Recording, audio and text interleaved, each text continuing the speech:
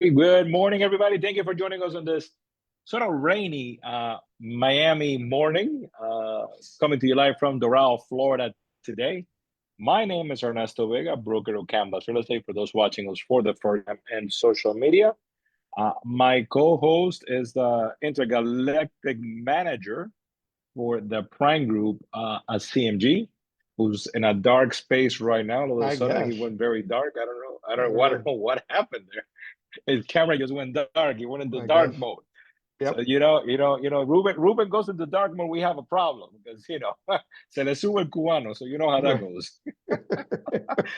So thank you for Ain't that everybody the for truth? joining us. Thank you, Ruben. Thank you, Ruben, for joining us today. Hope you had a good break last week. We let you take a break last week. Um, so we're gonna be talking about 5 mortgage trends realtors need to know now in July to get more deals done. But before we break into that, Ruben, if you want to do a quick intro for those that don't know who you are, and I don't know how you do real estate, and I don't know Ruben Crispino, but hey, if that's one of you, let me introduce you to the man, the myth, the legend. Wow. What a buildup. It's gonna be tough. I better do a good job this time. But yeah. Hi. My name is Ruben Crispino. I'm the regional manager for CMG Home Loans, the prime group at CMG Home Loans, and been doing this with Ernesto now for a few years now. Ask the lender, trying to give you guys some tips and ideas and that you can use to sell more homes. That's the bottom line. Yeah. So before we break into our presentation, a couple of questions I have for Ruben. I just want to give you an update to everybody on what's going on. So rates have been trending down. If you've been watching everything I've been posting, rents have been trending down. And actually, if you look at last year, this time versus to this year, it's a substantial reduction. I think rates are in the 667 was what Mortgage Daily said today. Buy downs and seller credits keep gaining popularity. So right now, most sellers are offering one or two of them. So Ruben, 2-in-1 listings and then MLS at a national level are offering either a credit or a buy down. So 2 out of 1 listing. So if you're listening to me and you have a listing and you are not doing a credit or a buy down and wondering why you're not getting any showings, that is it. Uh, arms, and I don't mean arms, I mean adjustable rate mortgage are all of a sudden picking up in popularity, which they have been dead on the water for a while. But all of a sudden they're picking up in popularity. So Ruben, before we go into the 5 tips, what can you tell us about this trend on buy downs and credits and on arms that it's all of a sudden the new rage? Yeah. So we've been talking a little bit about. I know we did one of these asked the lenders a couple of weeks ago about the buy downs, the 3-2-1, the 2-1, and the 1-1, and the permanent buy down. Very popular now. Again, that's the heartburn that buyers have now. They have a lot more inventory to choose from. They're not really paying above appraised value anymore like they were a couple of years ago. So now their heartburn is really just the rate. It's not the rates aren't bad. I mean, they're below average just to be over the last 30 years. They're actually below average. But a lot of people got used to those very low rates that we had back in 2020 and 2021, 22. So, we're seeing a lot of sellers give credits for a buyer to do a 3-2-1, a 1-1, a 2-1, or a permanent buy down. Seeing quite a bit of that. It's the temporary buy downs highly placed. I like the permanent buy down. It just makes it easier for more buyers to be approved for the property. And as far as the arms, yeah, we've been waiting for the arms. Really, these mortgage vehicles are nothing more than security. So it's a matter of what Wall Street has an appetite for, and apparently we have an appetite again for arms. So they're back in the business. Just remember that arms are not uh, negative amortization loans. They're regular loans. They fluctuate based on whether it's a 7-1 arm or a 10-1 arm or a 5-1 arm or a 5-7-6 or 5-6 arm. They have stipulations in it that they're not going to move for the first 5 years, 7 years, what have you. They're very safe. And now that if there's a price break, it may make sense for you, especially if you really feel that you're not going to be in the home for more than 7 years, which is pretty much average, if that's correct, Ernesto. Okay, interesting point. So arms are back again. So yeah, so that was my breakdown on the market update for everybody that had joining us. So now 5 tips. So Ruben came up with 5 tips to get more buyers on the contract on this shifting market. So number one, Ruben, use rate buy downs in as part of your negotiations. Yeah, I mean, we just basically talked, uh, brushed up on it. The reality is that it's a bigger savings for the buyer. Buyer's going to get a better deal by getting a interest rate concession from the seller than he would just lowering the price of the house. Because again, if you do the math over the 30 years or what have you, how long they're going to be there, is significant difference. And I think that we're seeing quite a bit of that. There's no need to wait, right now for Fed to cut. First of all, the Fed cuts don't necessarily affect the mortgage rates one to one. We've talked about that in the past. So it does have an effect, but it's not a major effect on the mortgage rates. A lot has to do with just the appetite, again, going back to the stock market and people in Wall Street that have the appetite for certain bonds. So don't wait for a Fed cut. It may come, it may not. And again, it may not even affect mortgage rates necessarily. We need to start talking about doing these buy downs because we can't we we need a kind of just deal with it, right? I love to be able to say, like I said earlier, that the rate's slower than it has been for average, but that's not our market anymore. Our market has changed. People really focus on the rate. So let's just give them what they want, right? Let's get the buyers what they want. We are salespeople. Let's get the buyer what they want. The buyer wants lower rates. Well, it's gonna come from the seller at this point. So Ruben, you just said my favorite word that everybody forgets. Realtors are salespeople. I know that everybody forgets that. Everybody wants to be a consultant, an Mhm. influencer, an advisor. To me, I'm a salesperson. So I got a question. Ernesto, can I advertise my seller concessions in the MLS? And the answer is yes, in a proper way. So if you have a listing and you meet with somebody in the Crispino Prime team, and you guys come up with a strategy, what will be a concession from that seller, then you can definitely advertise it on the MLS. This property qualifies for a mortgage rate buy down. Please contact, and you can put their website on the broker remarks, not in the regular public, because this home qualifies for a mortgage rate buy down or a seller's concession. You can put that in the MLS without a problem. What you cannot put in the MLS, remember, is anything to do with compensation. But if the seller is offering a concession, so that's why you're going to have a conversation with your seller. You can bring somebody from the CMG team because they'll be gladly to jump in and assume with your seller because they know every seller is eventually a buyer and come up with a strategy. We just had one where they met with them and I think it was it's the largest one I think $44,000 concession, the largest one, large loan, by the way, it's a $700,000 loan.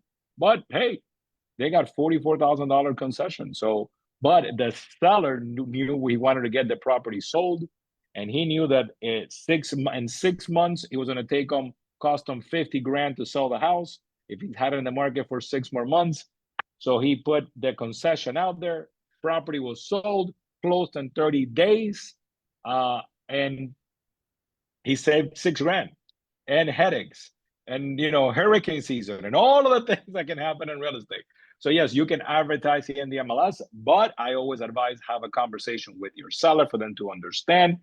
Bring in somebody from the prime team if you want to, so they can understand cuánto dinero, how much money buys how much on the rate. So that's why that's not our job. That's their job. See, I'm pointing at Ruben. That's his job. So have him do his job. Have him come in, bat for you, and understand that. So that was tip number one: concessions and closing that cost. Now, Ruben, the next one is what everybody's talking about, that the condo market, the long days on market condo inventory. There's a lot of goodies out there. And a lot of people Yeah, think that there's no financing for condos because I hear that all the time. Oh, there's no financing for condos. There's no financing for condos. And you guys keep closing condo deals for us. yeah, we close one almost every day. So I we know. got two closing on Friday. Um, Listen, there's a loan for everything, right? And to do a traditional loan, we just have to be informed and do the analysis well before we get on the contract. So if you have a listing in a condo, you need to know, I mean, definitely know whether that condo has the ability to have a traditional loan there. Doesn't mean it can't have a loan. There's different types of loans. We talk about traditional loans and non-QM loans. So, we need things like the budget. We need things like the insurance. We need to look at the website. Again, the website, be careful because the condo shows approved, um, you know, it could have been approved, 8 months ago, and they changed insurances, and that could have an effect. And by the same token, just the opposite. We talked about how some of them are starting to have reserves now. And again, I don't need them to have a ton of money in reserves. I just need them to be collecting. If they started collecting, let's just say this year, if that was the only issue they had, then they're good to go. And along the same lines, listen, we have a lot of non-QM products, right? And those non-QM products don't worry so much about the association, the budgets, those kind of things. And as long as the down payment is 10% or more, we should be able to do it through a non-QM. There is a little bit of a price increase on the rate, but well worth it, especially if they're getting a great deal, right? Because of the inventory. So there was a report in South Florida Business Journal that said 57% of all condos in Dade and Broward County had already began. It was talking about the new law amendment that was passed by the governor, but it said 57% of all condos had already done their inspections, already had their budgets in order, right? So those are 57% of condos, and like you said, they're financeable right now. You can. So why is everybody saying that you cannot finance a condo when most of them, more than half, already got their books in order? Yeah. So Yeah, we're seeing that. We're seeing yeah. that. So And I think if you're working with a buyer, that doesn't mean condos are not doable. Once again, talk to someone in the prime group. Let's look up the numbers. Let's get a condo questionnaire going. If the reserves are there, you got yourself a deal. You got yourself a deal. always talk about the one canvas agent that, we worked on this condo. She had the listing for a couple months. It took us a couple months, but we actually got approved with Fannie Mae. And there was just some misinformation. The condo boards, they're not paid typically, and they're usually a bunch of owners that only have a limited time. But, they had a new board come in, and the new board president was really active, really wanted to get things done, and found the documentation we needed. Honestly, it was that easy to do. We're missing one piece of paper. So, it's pretty amazing that with the time and the effort, um, we can get things done, especially in the condos. Don't be afraid of them. And like I said, you're gonna get a great deal. Yeah. You're gonna get a great deal. So don't ignore the condo market. Yep. Next tip, pick number 3, el tercero, FHA.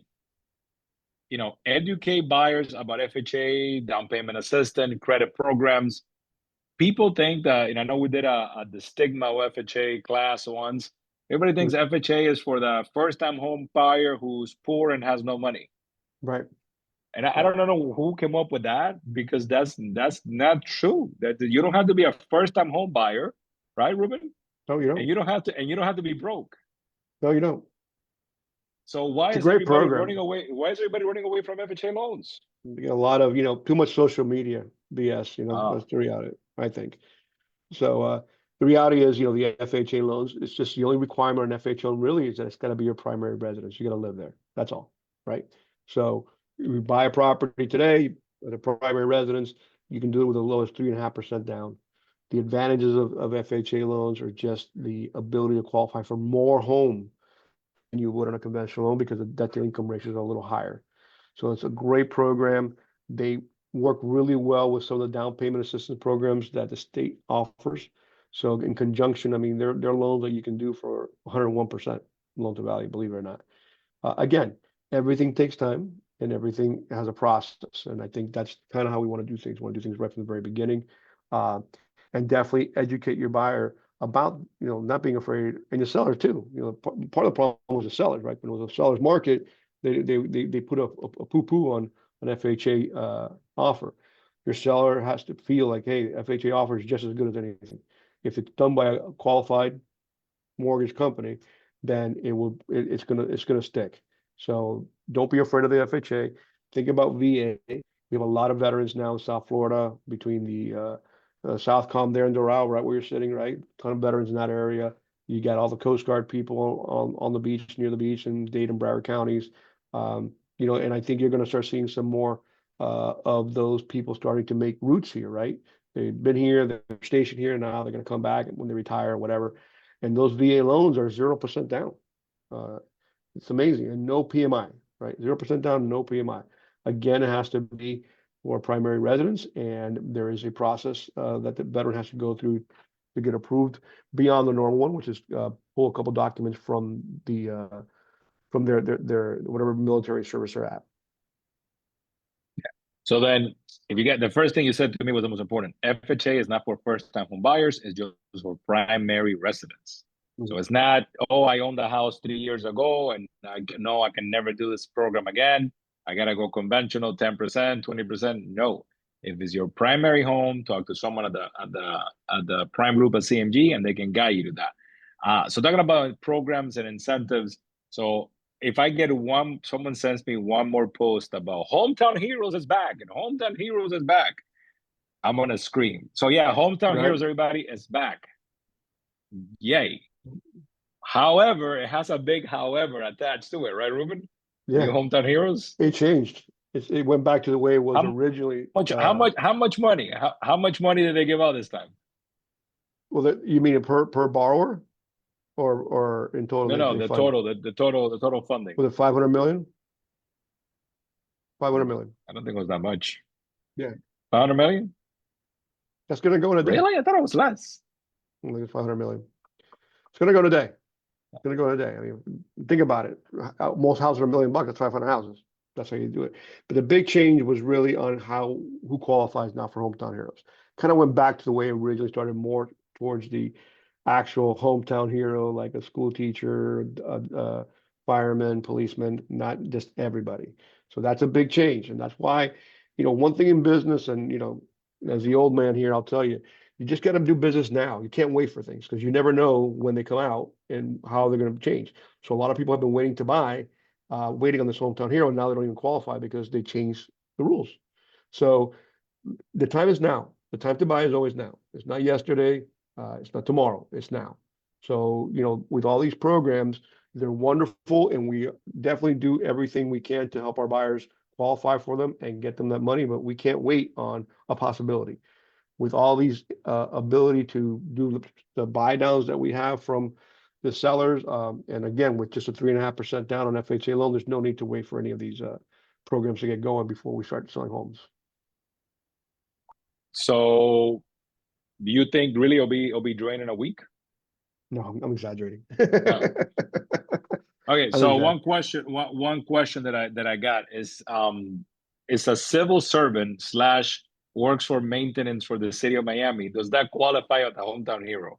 And I said, I have to ask Ruben. I don't. That's too much of a deep of a question. That's a deep question. Yeah, I gotta find out. I'll find out who asked that question. I'll get back to her. Send me an email. I will. But I'm like, coño, that's like next level. Right. It's we'll see again, but they don't wait. Maybe they do, maybe they don't. But the bottom line is they still need a home, right? Quite simply, the realities are, the next topic, right? They need a home, right? Remember that they're rent's 100% interest rate, 100%. Okay. So that was the next thing I wanted to chat with you about. So inflation, everybody talks about inflation. As a matter of fact, a couple of posts today in the company's WhatsApp were about inflation. And, I always go back to, the Oracle himself, Warren Buffett, who, when it was asked about inflation 2 years ago, said, listen, if inflation went up 2%, get a side gig and make 2% more, and you don't have to worry about inflation. Right. And I'm like, yeah, that's why he's the Oracle. But to me, home ownership, Ruben, it's the pathway to beating inflation. Because if everything goes up 2% more a quarter, or whatever you want to call it, or a month or a year, your asset, your house is going up. It's going up 2% with that, right? At least, right? And most times more. It's a tremendous hedge against inflation. You have all the statistics on what properties are going out of. I heard numbers, they expect in South Florida, what, they go up another 8% this year, I think, the values? Is that 8%, the yeah. Yeah. 8%? So if inflation is 3, you're 5% ahead of the curve with your investment, right? And you have a place to live, right? You have a shelter, a place to raise your family. You have a real place to make a home and a life. And I think sometimes, like you, and I like what you said earlier today. We are salespeople. We're not investment advisors. We're not influencers. We're salespeople. And at the end of the day, we got to have these sellers uh, sell their homes to our buyers, that need a home that they want to live in. Let's focus on that. And Yeah. again, if they've been renting all this time, think about all the money just thrown out. They could have had something. Yeah, because I mean, if remember, if inflation is moving at 2% a month, let's call it, and you're renting, that means next year you're gonna do a 10%, you're gonna get a 10% smack on the rent renewal, Right. no matter what, no No matter matter what. what. And then for those that say, yeah, but taxes and insurance move up every year, Ernesto, I remind you of my Monday presentation. If you didn't hear me on Monday, the new bill that passed, the new budget bill that passed, the SALT deduction and moved up to $40,000 to offset what you're paying in taxes and what you're paying in insurance. You can and add to that you can still write off the interest rate on your mortgage, right? So Right. we got $46,000 to $47,000 if you have a house that you can use in your taxes. That if you rent a house, that money went bye-bye. Yeah. Bye-bye, bye-bye, bye-bye. And if you want that information from Monday, send me an email. I'll send it to you. But the SALT deductions, which was capped at $10,000, was bumped up to $40,000, which is substantial, especially for a state like Florida when we have high taxes and high insurance. So don't miss that opportunity. So we talked about educating buyers about using FHA MBA. We talked about home ownership, Ruben, as a hedge for inflation, right? Yep. And then the next one is, to reach out to have a loan officer. I mean, I know I'm very, sold to your team. But if you're not, I don't know why, but if you're not, you need to have a team. You gotta work with a lender that gets your back and title company that gets your back. And you need to present yourself, you need to present that value together like that. Because you may know a thing or two about mortgages. I know a thing or two, but every day I learn something different. And this is not my job. That is Ruben's job. So whenever I put Ruben on the phone, he always amazes me because he breaks it down. He explains it in a way that people understand. So what's your take on that, on working as a team with any buyer or seller? I mean, it's really the only way to do it, right? The fact is that on a buyer, it doesn't cost them anything to have more experts there in their corner. That's the way I see it. We all got their back. We're all watching the deadlines, the dates, the contract. So the appraisal. I know people don't like appraisers, but they do serve a purpose. They protect the buyer also and the bank, obviously. So that's part of what we do, right? And actually, sometimes give them ideas. We've talked a lot about rehab loans, right? And I think that's a big deal nowadays. A lot of people, want to live, in some neighborhoods that have older homes, and they want to buy, but obviously, the house needs some TLC or just needs to get updated to get insurance benefits. Maybe new windows, new roof, what have you. So that's a possibility. We talk about buying property on a reverse mortgage, right? That's a possibility. You can actually buy a property in a reverse mortgage. So that's obviously a conversation that we can have with all your clients to open up the ideas, the possibilities that they may have a way to really acquire this property. We work very closely with the Canvas agents and obviously Title Logic, and we feel like we're a team. Like when we get some, we work together. We're like the A team. Remember that old show with Mr. T, the A team. That's kind of how I see it, but Only if Leo is Mr. T. that's right. And only if I don't know if Leo's on the call, but only He was. I don't know. Yeah, he's I'm on. gonna get a picture of all of you guys. I'm gonna get Joaquin, who's the AI expert, to make me an 18 graph with your guys' There you picture go. on it. There You'll you see. go. Um, But yeah, definitely, there's no other way to do this. I mean, like I said, the reality is that we need each other, and You know, and those relationships really, when you come in with that strategy and you put them in place, you put them in the right mortgage, they come back and they come back and they come back. And we've seen that over the years. Very important. Okay, so I know we're running out of time, but I had three things that I wanted to talk to you about when we have this meeting with these buyers. So a lot of people do the rent versus own calculator, Hmm. and they're like, oh, it's $200 cheaper for me to rent than to buy. But no one does a graph showing appreciation over 10 years plus amortization plus tax benefits. When you have the consultations, is that something you bring up with buyer prospective buyers saying, hey, it's not just what you're paying in rent now. You got to understand that you're paying down that loan over 10 years. That property is going to go up over value over 10 years, right? Right. It's yeah, definitely that's the amortization schedule is an amazing tool. We do have it, and we can use it at times when you know we have the face-to-face meeting with the client or through Zoom. Um, and they need to understand that, right? Two things, like you said, it's two things. It's appreciation and amortization. You're actually paying down the loan. So part of what you're paying monthly, why maybe $200 more, you're $200 you're paying yourself back. That's the way I look at it. Think about a house or a mortgage like almost like a savings account, right? You know, you owe, you know, like 90% and you start paying it down, paying it down, paying it down, and now you have all that equity available to you. You can borrow against it in the form of a line of credit or what have you. But you know, that's what's making you rich to some degree, right? Instead of taking the $200 and putting it in the bank account, you're putting it in your house and you have a place to live. And that's the way I look at it. You know, it's a vehicle to give us wealth. That's the bottom line. It's most people's biggest investment. So it's something that definitely, you know, when you get to retirement age, you can, you know, cash out, downsize, whatever works in your situation. But that's the way to look at it for sure. One last thing I had is, so a lot of the Canvas agents are working with a lot of first time home buyers, younger generation, millennials, who you know because of social media want to buy the $5 million house, but they cannot afford that. What's your take on, because I mean, you've been doing this a lot longer than me.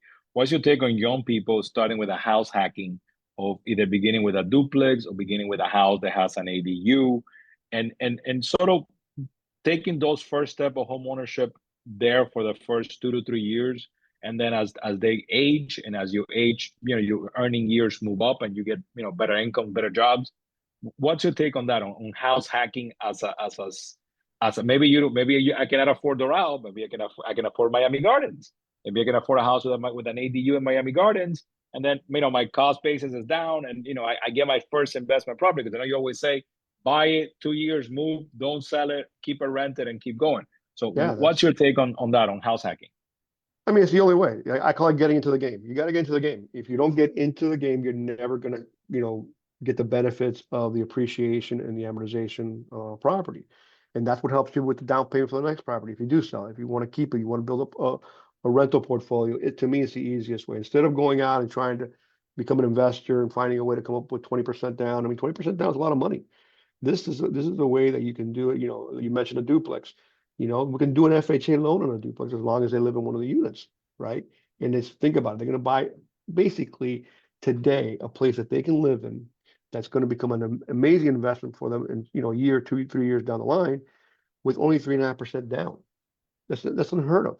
So the reality is that, whether it's a duplex in the house hacking or whether, they're doing the buy, live, 2 year, keep, sell, or rent, what have you, you're building a portfolio. So whether it's taking the money and a move up and become a move up buyer, or just adding to your portfolio properties every 2, 3, 4, 5 years, you don't need that many properties to really be um, in a good financial position to retire. I mean, there's talk about you probably need 10, 5 to 10.